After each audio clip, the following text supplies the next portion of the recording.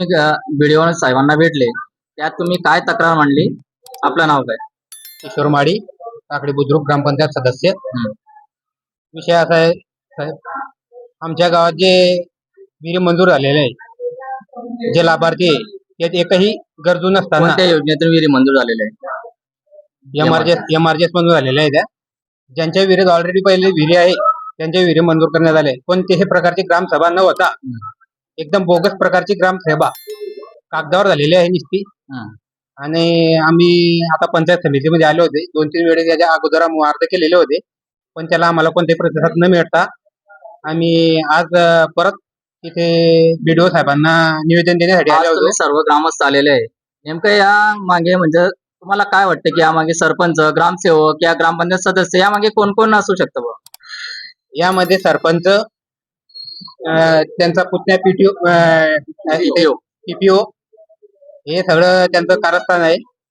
गावात आता स्वतः ग्रामपंचायत सदस्य असल्यामुळे कोणतीही ग्रामसभा नाही झालेली. हे फक्त ग्रामपंचायत त्यांचे सदस्य पैसे आहेत घेऊन झालेले सगळे काम. तुम्ही ग्रामपंचायत सदस्य आहेत. ग्रामपंचायत सदस्य आहे. हं.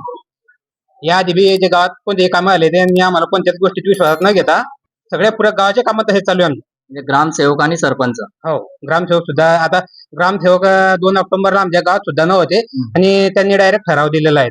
बरं, गट विकास अधिकारी यांच्या दालनामध्ये एक मुद्दा जास्त उद्भवला की तुमचं असं म्हणणं आहे की जो ग्रामसभा ठराव झाला एमआरजेच्या विहिरी संदर्भात, तो पूर्ण बनावट आहे. यामागचं नेमकं कारण काय? तो बनावट आहे म्हणजे याचा अर्थ कारण की 2 ऑक्टोबरला आम्ही स्वतः हजर होते ग्रामपंचायतला. महात्मा गांधी जयंती होती त्या दिवशी. तर त्या दिवशी ह्या मुख्याध्यापिका मॅडम होत्या. हे नाव होते. ग्रामसेवक तिथे हजरच नव्हता, आम्ही स्वतः होते तिथे हजर. हं. आणि ते ग्रामसभा वगैरे काही झालंच नाही. आणि त्यामध्ये बाहेरगावचे विहिरी आहे. आता ग्रामसभा जर घेतली तर ते इथले लोक येडी नाही की डायरेक्ट बाहेरगावचे त्यात घेतील, स्वतःच्या घरातले घेतील, नातेवाईकाचे घेतील. हे असं तर घेऊ शकता नाही लोक. ते तिथे तर स्पष्ट होते की ते ग्रामसभा आहे बोगस आहे म्हणून. बोगस आहे. हे सांगायचं कामच नाही. पण ऑलरेडी गावाचे गरजू राहतील, ग्रामसभा जर घेतल्या गेली तर त्यात जे गरजू राहतील तेच घेतले जातील. ऑलरेडी ते जे शेतात विहीर आहे, एकाच्या शेतात तिथं विहीर आहे, ट्यूबवेल आणले त्यांनी तिसरी विहीर खणली, तो आता परत म्हणतो मी तिसरी विहीर खणतो. म्हणजे एवढी दादागिरी कशी दाटली बा? काय आहे याच्या मागचं ते आम्हाला समजून आलं नाही. आपल्यामधून एक जण असं बोललं की त्यामध्ये जे नोकरीला आहे, नोकरदार आहे, त्यांना देखील विहिरी देण्यात आली. हा हो, खरा हो. विषय आहे का? खरा विषय आहे तो. शिक्षक आहे. हो, हो.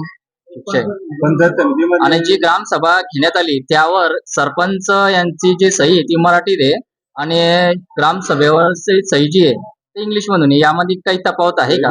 हो, आहे, तफावत आहे ना. काय याच्या आधी कोणत्याही प्रकारचा ठराव न घेता त्यांनी डायरेक्ट सही पाय बदलवून टाकलेले आहे. यावर तुम्ही आज काय मागणी केली? यावर आमचं असं म्हणणं आहे की सर्व ग्रामसभा घ्या आणि जे खरोखर गरजू आहे त्यांना लाभ द्या.